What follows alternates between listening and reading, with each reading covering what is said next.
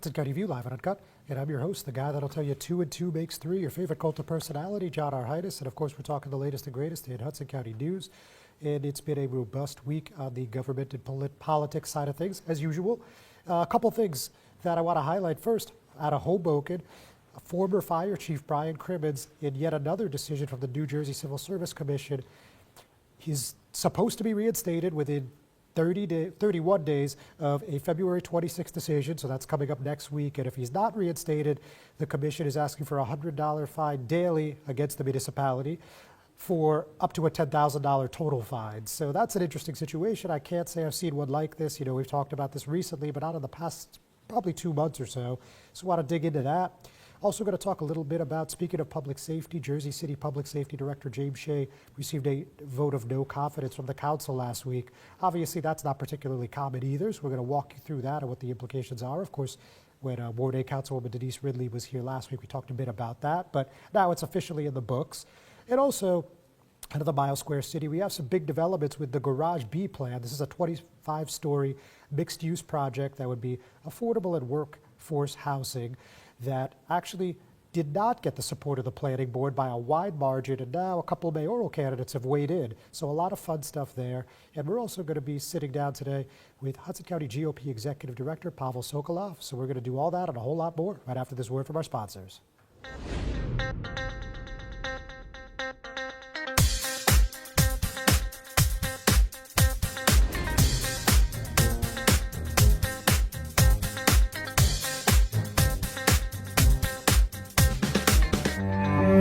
No one plans on heart disease, but everyone should have a plan for it. We help patients of all lifestyles and medical histories plan for healthy hearts. We offer convenient screenings without judgment, hundreds of preventive programs, and women's heart specialists. And we're the largest cardiac surgery program in New Jersey. Make plans for a healthy heart with RWJ Barnabas Health. Let's be healthy together.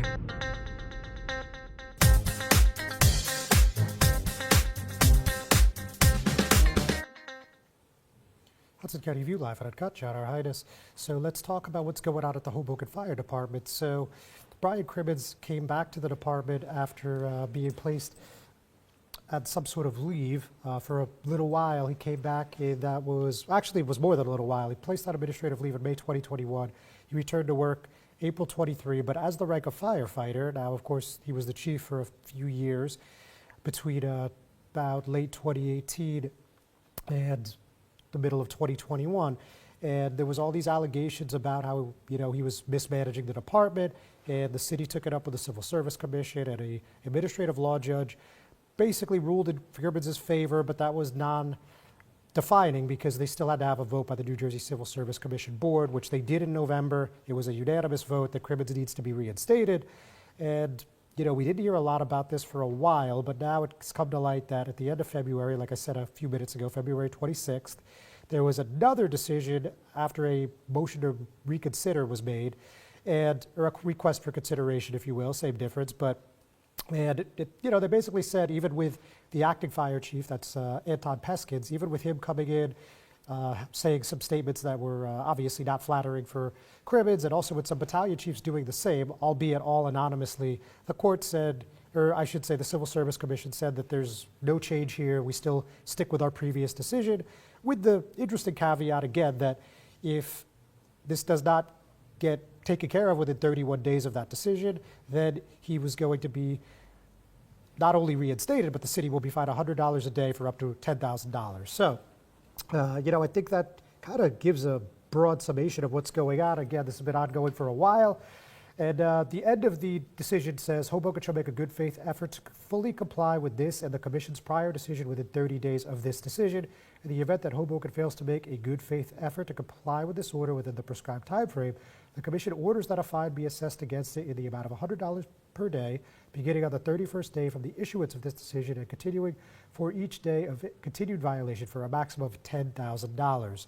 And I reached out to Hoboken Public Safety spokeswoman Marcy Rubin. They said they don't comment on personnel decisions. So remains a mystery as to why Crimmins still hasn't been reinstated, but it looks like we're reaching the end of the line. However, the decision did mention that the city is considering going to the appellate court Not really sure why that would change anything, but let's see what happens. We're going to keep a close eye on this as we have for the past few months.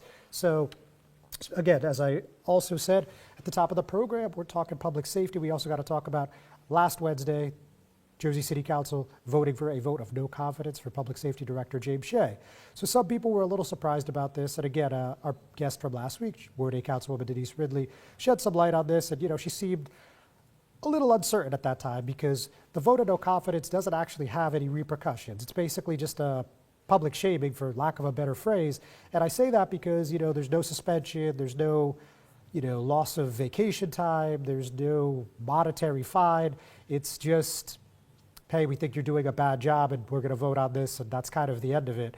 And the only other thing that any governing body under this Faulkner Act can really do is vote to remove a director, and that's extremely uncommon here in New Jersey, not just Hudson.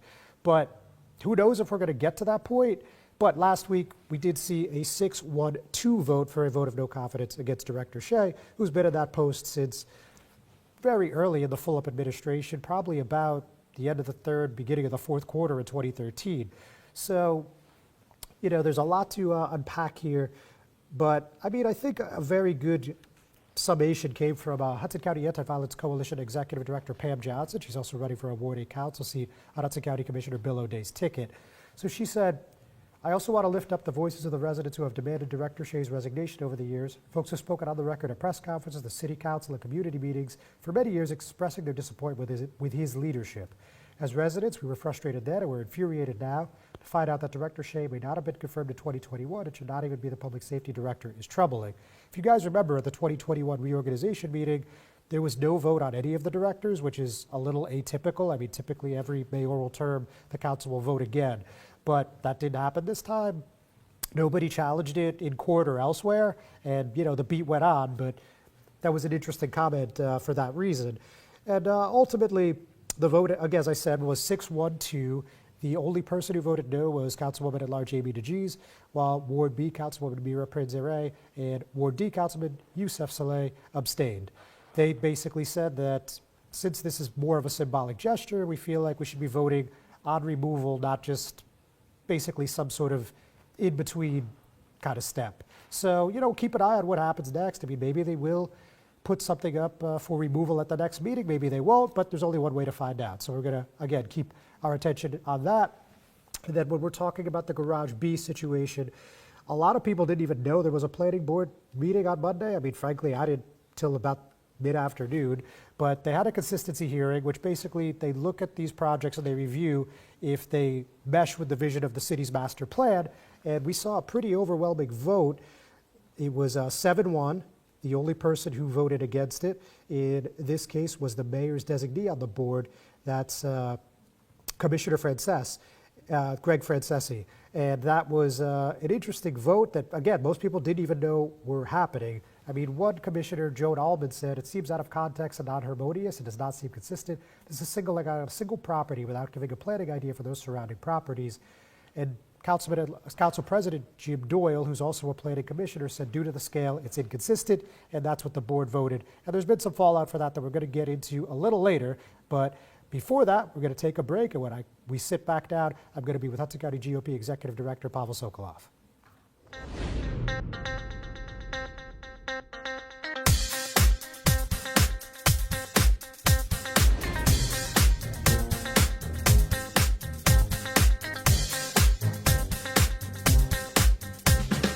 Consumer Carpets, 3408 Kennedy Boulevard in the Jersey City Heights, your one-stop store for residential and commercial floor treatments, carpeting, linoleum, tiles, laminates, hardwood floors, area rugs, remnants, all major brands, all in stock.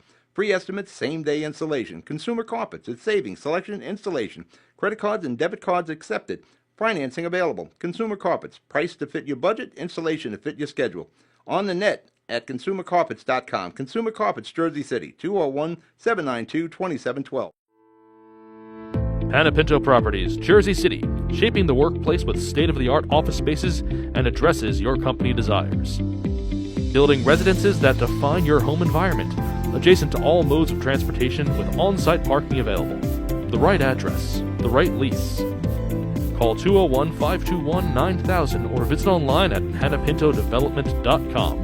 Panepinto Properties, building Jersey City for everyone.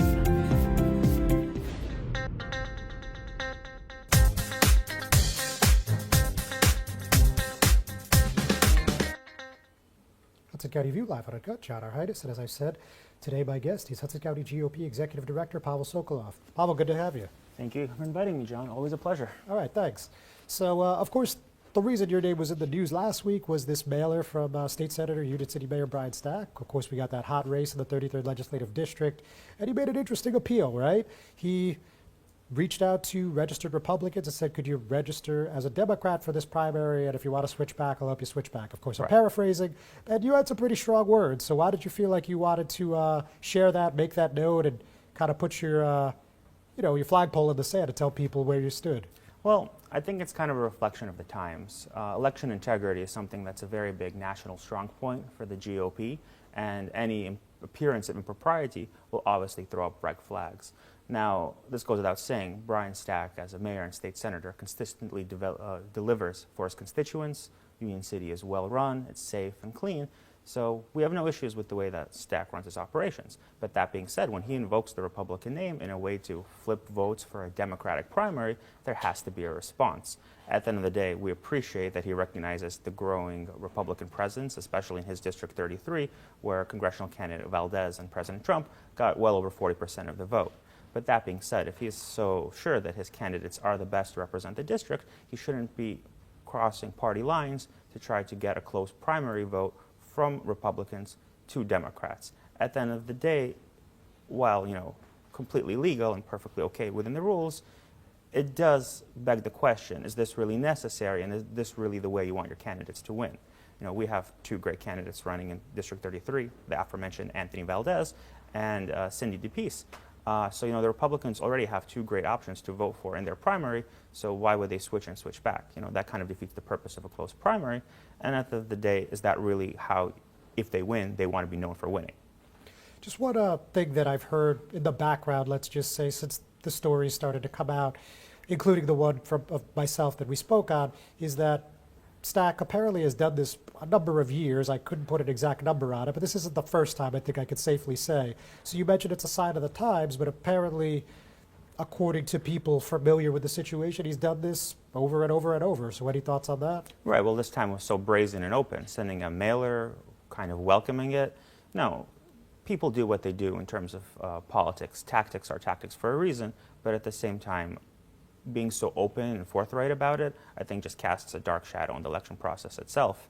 And, in prior years, it was sure through the rumor mill, Brian Stack switching votes, being so open about it, I think just begs the question, why do you think now is the time to do this, especially in a very reactionary environment with the national GOP and the local Democratic parties, right? We all laud bipartisanship, right, working together on bills for the common good, but this doesn't seem to be that. If anything, it seems to be more of a kind of a loophole in the way the processes work, and there's going to be a reaction. Obviously, the Republicans are upset in the sense that they don't want to be used by Democrat establishment, and of course, the Democrats themselves, there's been an outcry on the more left progressive side asking why is Brian Stack doing this? So, I empathize with him. Tactically, it's sound, but the optics aren't great, and now he's between a rock and a hard place. The Republicans are upset, obviously, and now he has to deal with the Democratic Socialists of America. Fair enough. Now, certainly I want to give you a chance to talk about your candidates in the primary, but first, this is all a byproduct of the HCDO Civil War. Of course, you have Craig Guy, Brian Stack leading on one side, and on the other side you have Jersey City Mayor Stephen Fulop, and you have North Bergen Mayor Nick Sacco. So, as you guys get to watch with a front row seat with your popcorn, I mean, what are you thinking about the dynamics and the reactions this is causing? Well, I don't put any blame on the personalities involved specifically. I think this is endemic to the Democrat Party nationally right now. After President Trump's big win, winning every swing state, the popular vote, we can see that the coalitions that the Democrats have had have fractured. So sure, Mayor Sacco, Mayor Stack, Mayor Fulop, they don't see eye to eye on local issues, but I think this is more representative of the fact that, different ideologies within the former Big Tent of the Democratic Party, the progressive wing, the old guard, more corporate Democrats versus more, socialist types, they're all now trying to consolidate and see what is the new vision and philosophy of the Democratic Party going forward. While the Republicans, on their hand, for the most part, have all accepted, America First populism as the guiding light, and that's clearly been seen since the only two Republican presidents who won since Bush, well, has been Trump twice. So that goes without saying. I feel that we're more unified ideologically, while the Democrats have a little soul searching to do as to who ends up winning in that ideological battle of wits. All right, well said. I mean, I think, but I guess you'd have to acknowledge this is a bit of a power struggle too. It's about the governor's race and the sheriff and the assembly seats. I think it's about, who's going to be the king of the castle to some extent, maybe not exclusively, but that plays into it. Well, that right? goes with the territory, right? At the end of the day, whoever ideology comes out on top, whoever has most people supporting them, will essentially be the one who gets to, guide the future of the Hudson County Democratic Organization. And we even saw that play out with the governor's race, like you said. From what I understand, we were expecting the HCDO to support Gottheimer, and yet now they're with Sherrill. And at one point, even Fulop was in the mix. So you can see the ebb and flow is very clear. And at the same time, I don't think they as an organization even know how that's going to end up happening. So, as the Republicans, it's not our place to throw stones. We'll watch that play out. And, when we can cooperate and can have some bipartisan support, we'll work with whoever. But at the same time, let them sort out their own house. Fair enough. Pavel, don't go anywhere. Folks, don't go anywhere either. We're just going to take a quick break. We'll be right back.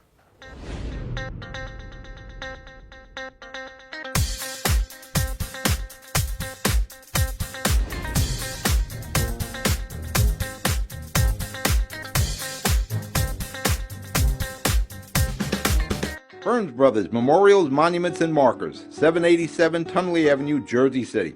Hudson County's only monument maker, serving all faiths and cemeteries. Design, studio, and large inventory on site. Cemetery inscriptions and custom orders welcome. Burns Brothers Memorials, Monuments, and Markers, 787 Tunley Avenue, just south of Secaucus Road. Craftsmanship that will last for all eternity. Burns Brothers, Jersey City, Albert H. Hopper, North Arlington. Visit us on the net.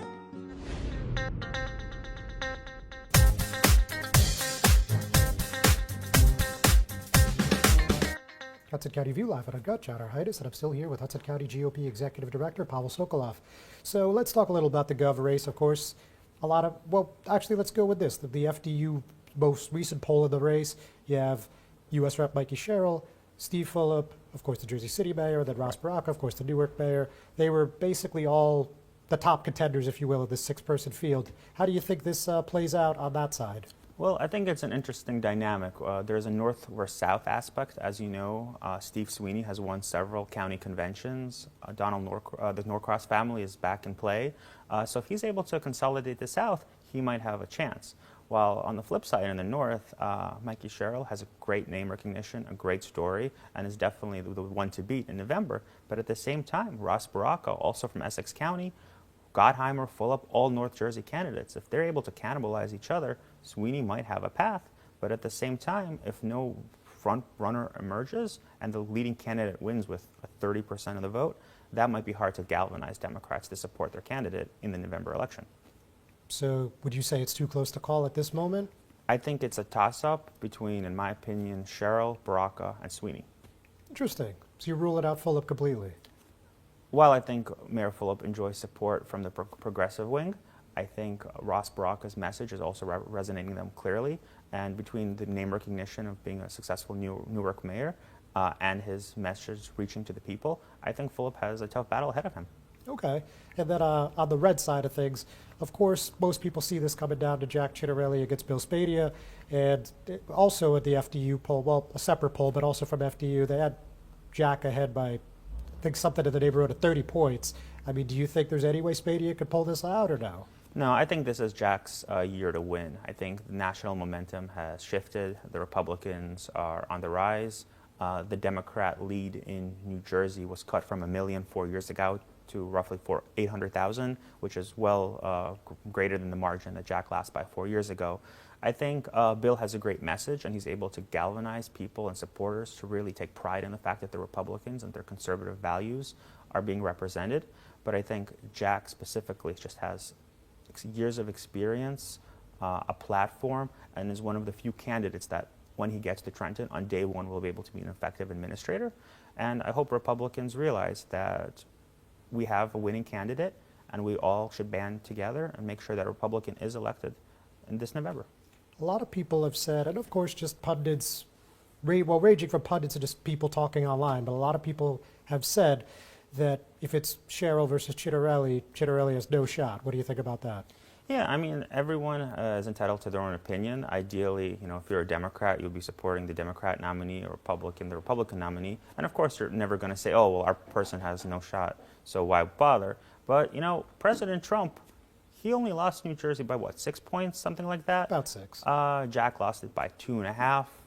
Sure, I mean, Cheryl's a strong candidate, but at the end of the day, what happened with the Hispanic population, they completely abandoned the Democrat Party. The South Asian population, African-American males, the Gen Z youth male vote. At this point in time, I think that the Republicans are the Big Tent coalition, and now it's just going to be a turnout game. So as far as the Hudson GOP goes, you mentioned your 2 assembly candidates in 33. You're also running a full slate, 6 assembly candidates and a sheriff candidate. Do you really think that they have a shot to win in any specific district or race? So I never take this defeatist attitude, right? Specifically, District 33, we've seen President Trump, we've seen Anthony Valdez last year surge in the polls, doing 20-something points better than they ever have before. So that's just the sign of the times. The demographics are changing, the voter patterns are changing. Even in Hoboken, which traditionally President Trump has barely managed to crack 20%, did well over 35 points. Kearney in 31 went red. President Trump outright won the town. Bayonne was almost 50%, a couple points here and there. So again, the whole philosophy is this. A vote is a vote is a vote, no matter if it comes from the bluest or reddest area this November. So every vote counts, and the only way you get those votes is if you run quality, competent candidates in every single district, and then give them the resources they need to succeed. But honestly, Florida was a swing state at one point, right? And now it's a Republican stronghold. I think what we can accomplish in, North Bergen, Secaucus, West New York, and 33 can be replicated all through Hudson County. And again, times are changing. More and more younger individuals are moving into Hoboken, Jersey City, who are taking their long-held conservative values with them. So I think as long as we're here letting people know that there's an organization advocating for them and their interests, we'll get more and more people coming in, joining our committee, joining the clubs, and then getting involved in the political process. Just real quick, on Jersey City, Hoboken, nonpartisan, November 4th. Obviously, you said in Hoboken, Trump did better than he previously did, but still pretty strong Democratic municipalities, cities there. So a lot of the candidates are completely disavowing the Republican Party. So, where do you think their role is there, if any? Right, and that's, I think, to their detriment, right? Even Dawn Zimmer, Hoboken's former mayor, recognized that she needed a strong Republican contingent to support her in that nonpartisan race. At the end of the day, we make up a third of the vote, and a lot of our issues that we focus on at the local level, safety, quality of life, low taxes, is something that everyone can get behind regardless of their affiliation.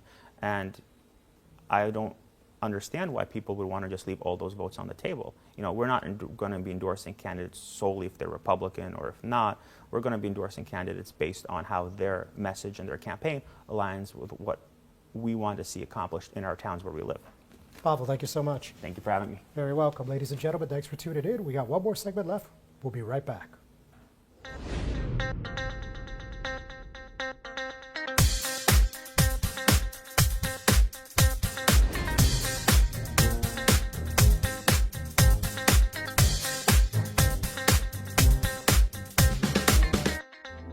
Newport, the luxury waterfront community on the Hudson River, offers a quality of life you deserve in one of our many high-rise towers. With amenities such as the on-site Newport Path, light rail, Newport Town Square, 3 playgrounds, dog run, upscale restaurants, retail giants like Kohl's, JCPenney, Macy's, and Target. Morton Williams and Acme Supermarket are just outside your front door. A health and fitness center, skating rink, and medical facilities are also on site. Enjoy the New York skyline from our waterfront and various parks. Manhattan is just one pass stop away, or a quick ride through the Holland Tunnel. Nursery and private elementary schools all on site. 12-screen movie theater at the Newport Center Mall. Looking to visit? Stay at the Westin or Marriott Hotel. For more information, visit us at newportnj.com. Make lasting memories to cherish forever. It's incredible. It's you, Newport. Live like you want.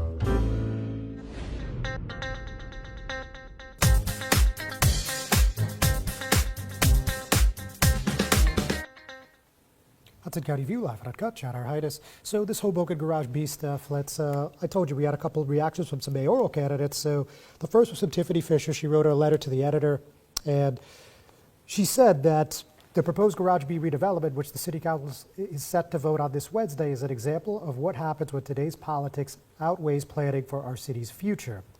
And she gives a few examples, but basically she calls this a rushed, piecemeal approach, said it's not a comprehensive redevelopment, it doesn't add up financially, the city doesn't control the air rights, it ignores bigger needs and disregards our community's parking needs, and continues to say it's too big for the neighborhood at 25 plus stories, and it's poor urban planning.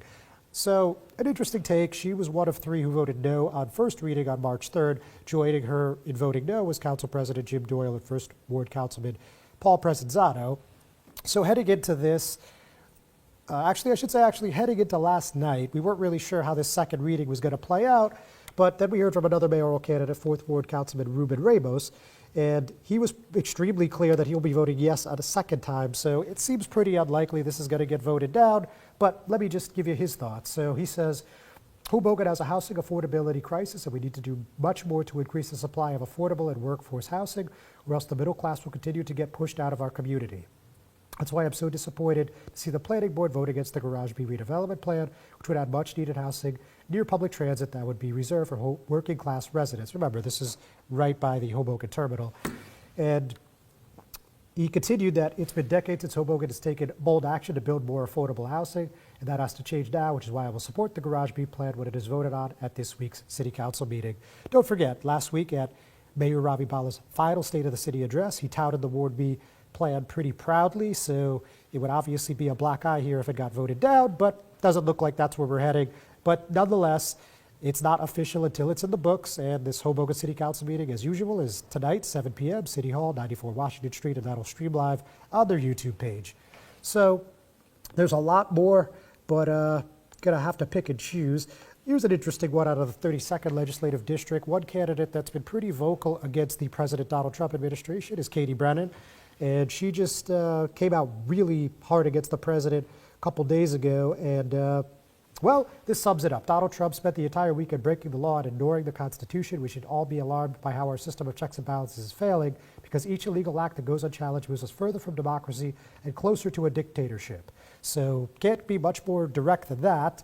She was referencing Trump signing an executive order eliminating the U.S. Interagency Council on Homelessness on Friday, invoking the 1798 Alien Enemies Act to bypass certain immigration laws on Saturday, then halting the deportation of more than 130 people under the 18th Century Act before finally calling President Joe Biden's pardons void, and those were both on Sunday. So an interesting development. And then we also heard from Ward E Councilman James Solomon when he announced that former Council President Rolando Lavarro is going to be rounding out his at-large ticket. So there we have Rolando Lavarro, Bob DeSig, and Michael Griffin. So that's an interesting ticket, and a lot of people weren't expecting now former Council President Rolando Lavarro to be running in this cycle, but clearly he is. So that's going to be fun. They were colleagues on the council from 2018 through 2021. And we also saw a